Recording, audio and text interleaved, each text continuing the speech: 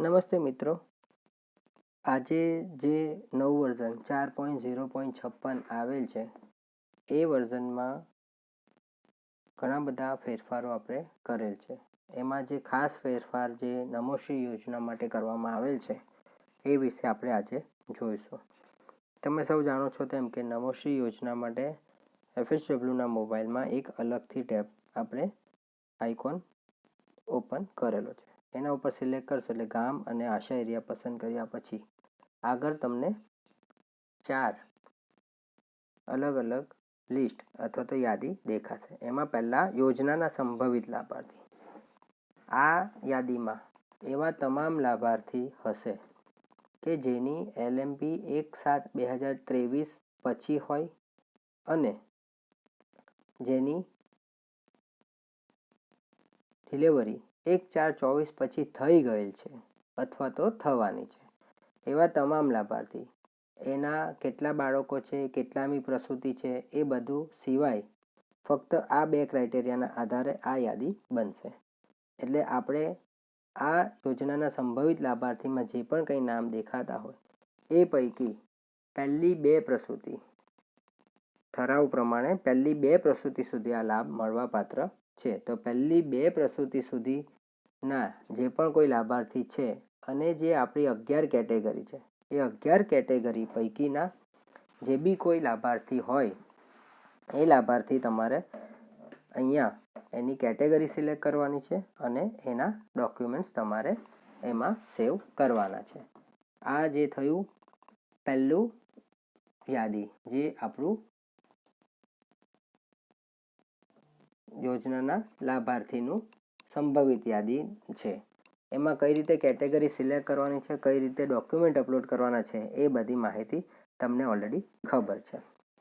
પહેલી યાદીમાંથી ફક્ત કેટેગરી સિલેક્ટ કરી હોય અને ડોક્યુમેન્ટ અપલોડ કરવાના બાકી હોય તો એ બીજી યાદીમાં, એટલે કે ડોક્યુમેન્ટ અપલોડ બાકી હોય તેવા લાભાર્થીની યાદીમાં દેખાશે. એમાં તમારે ડોક્યુમેન્ટ અપલોડ કરવાના છે. ડોક્યુમેન્ટ અપલોડ કરવામાં એક જે ફેરફાર કરવામાં આવેલો છે, જે અલગ અલગ કેટેગરીમાં આપણે સંબંધ એટલે કે લાભાર્થીના રિલેશન એસ્ટાબ્લિશ કરવો અથવા તો નક્કી કરવાની જરૂરિયાત હોય તેવા કેટેગરી. એમાં પહેલી કેટેગરી છે કૌટુંબિક આવક 8 લાખથી ઓછી હોય તેવા લાભાર્થી, NFSA કાર્ડ ધારક લાભાર્થી, BPL હોય તેવા લાભાર્થી, SC અથવા ST કેટેગરીના લાભાર્થી હોય તેવા કિસ્સામાં આપણે 2 ડોક્યુમેન્ટ, એટલે કે એક ઉદાહરણ તરીકે કૌટુંબિક આવકનો દાખલો સસરાના નામનો અથવા તો પતિના નામનો હોય તો પહેલું ડોક્યુમેન્ટ આપણે આવકનો દાખલો એટેચ કરીશું અને ત્યાર પછીનો ડોક્યુમેન્ટમાં આપણે રેશન કાર્ડ અથવા તો મેરેજ સર્ટિફિકેટ, જેના પરથી આપણે નક્કી કરી શકાય કે આ જે ના નામનો આવકનો દાખલો છે તેની સાથે લાભાર્થીનો શું સંબંધ છે. એટલે આ 2 વસ્તુમાંથી આપણે કોઈ બી એક ડોક્યુમેન્ટ અપલોડ કરી શકીશું. આ 4 કેટેગરીમાં જ 2 ડોક્યુમેન્ટ અપલોડ કરવાનો ઓપ્શન આવશે. એ સિવાય ફક્ત એક જ ડોક્યુમેન્ટ, જેમ કે PMJ કાર્ડ છે અથવા તો કિસાન સન્માન નિધિ પત્ર છે અથવા તો બીજા બધા કેટેગરી છે, તો એમાં તમારે ફક્ત એક જ ડોક્યુમેન્ટ અપલોડ કરવાનું રહેશે. ફક્ત આ જે 4 કેટેગરી કીધી મેં એમાં જ તમારે 2 ડોક્યુમેન્ટ અપલોડ કરવાના રહેશે. કારણ કે ઓરિજિનલ ડોક્યુમેન્ટ બની શકે કે લાભાર્થીની સગા એટલે કે સસરા અથવા પતિના નામનું હોય. એટલે આવા કિસ્સામાં ખાસ તમારે 2 ડોક્યુમેન્ટ અપલોડ કરવાના રહેશે અને એ વસ્તુ ફરજિયાત છે. ત્રીજી જે યાદી છે રિજેક્ટ થયેલા લાભાર્થીની યાદી. આપણે મેડિકલ ઓફિસર અને THO અથવા તો કોર્પોરેશનના કિસ્સામાં DYHO સરના આઈડીમાં લાભાર્થી રિજેક્ટ કરવાના ઓપ્શન આપેલા છે. એમાં 2 કેટેગરી, એક કેટેગરી એવી છે કે જેમાં ડોક્યુમેન્ટ બરાબર નથી અને બીજી કેટેગરી એવી છે કે જેમાં બેંકની ડિટેલ બરાબર નથી. આ 2 કિસ્સામાં રિજેક્ટ થયેલા લાભાર્થીઓ અહીંયા ફરીથી FHW બેનની યાદીમાં દેખાશે. પેમેન્ટ સ્ટાર્ટ થયા પછી રાજ્ય કક્ષાએથી પણ જો કદાચ કોઈ લાભાર્થી રિજેક્ટ થશે તો એ પણ અહીંયા તમને દેખાશે. એનું રિજેક્શનનું કારણ તમે જોઈ શકશો અને રિજેક્શન પછી તમારે એમાં જે ડોક્યુમેન્ટ અપલોડ કરવાના છે એ અપલોડ કરી ફરીથી તમે સબમિટ કરશો એટલે ફરી એમઓમાં જશે, એમઓમાંથી THO શ્રી અને ત્યાંથી રાજ્ય કક્ષાએ ફોર્મ પેમેન્ટ માટે પ્રોસેસ થશે. ચોથી અને મહત્વની યાદી પ્રસૂતિની સંખ્યા સુધારવા માટેની.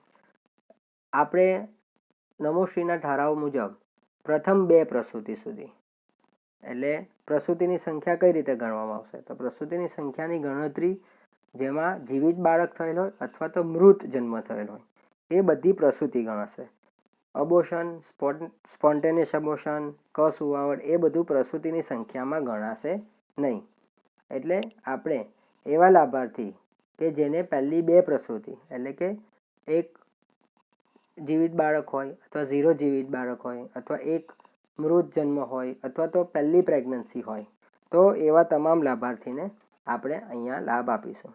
હવે અગાઉ ટેકોમાં કદાચ કોઈ લાભાર્થીની અગાઉની પ્રસૂતિની સંખ્યા અથવા તો આઉટકમ નહીં હોય તો એવા કિસ્સામાં જ્યાં તમે ગ્રેવિડા 2 કરતાં વધારે સિલેક્ટ કરી હશે એવા કિસ્સામાં અહીંયા તમને લાભાર્થીના નામ દેખાશે કે અગાઉના જે 2 અથવા 2થી વધારે ગ્રેવિડા તમે બતાવી છે એ એકચ્યુઅલી શું છે, અબોર્શન છે, મૃત જન્મ છે કે જીવિત જન્મ છે એ તમારે અહીંયા લખવાનું રહેશે. આપણે ફક્ત અબોર્શનની માહિતી લઈશું. એટલે આ કઈ રીતે કામ કરશે આપણે જોઈશું. તમે અહીંયા જોઈ શકો છો કે એક લાભાર્થીનું નામ સિલેક્ટ કરીશ એટલે ગ્રેવિડા વેલ્યુ 3 એટલે કે 2થી વધારે ગ્રેવિડા બતાવી છે એટલે કે પ્રસૂતિની સંખ્યા 2થી વધારે એટલે કે 3 બતાવી છે. તો આવા કિસ્સામાં જો આગળ આ ત્રીજી પ્રસૂતિ છે તો આગળની 2 પ્રસૂતિ પૈકી કોઈ પણ પ્રસૂતિ અબોર્શન હોય તો તમારે અહીંયા હા સિલેક્ટ કરવાનું છે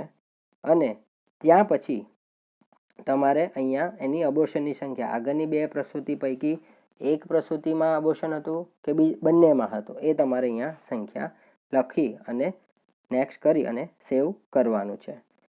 જો નથી અને ગ્રેવિડા 3 જ છે એટલે કે ત્રીજી પ્રસૂતિ જ છે તો ના કરીને સેવ કરી દેવાનું છે. એટલે આ લાભાર્થીને નમોશ્રીનો લાભ મળવાપાત્ર થશે નહીં. એટલે આ વસ્તુ ખાસ ધ્યાન રાખી અને તમારે કરવાનું છે. હા, અહીંયા જે અંગ્રેજીમાં વંચાઈ રહ્યું છે એ ચોક્કસથી આપણે ગુજરાતીમાં થઈ જશે, પરંતુ આ સૌથી વધારે મહત્ત્વનું આપણી પાસે જે અત્યારે ઇમ્પોર્ટન્ટ વસ્તુ છે એ આ છે કે લાભાર્થીનું અબોર્શન છે કે નથી એની સંખ્યા અહીંયા તમારે લખવાની છે. બીજું તમને જે પ્રમાણે આગળ વાત કરી એ પ્રમાણે ડોક્યુમેન્ટ અપલોડ બાકી હોય તેવા લાભાર્થીમાં ડોક્યુમેન્ટ અપલોડ કરવાના છે અને રિજેક્ટ થયેલામાં પણ જે કંઈ કારણથી રિજેક્ટ થયા હોય એના તમારે ડોક્યુમેન્ટ અપલોડ કરવાના છે.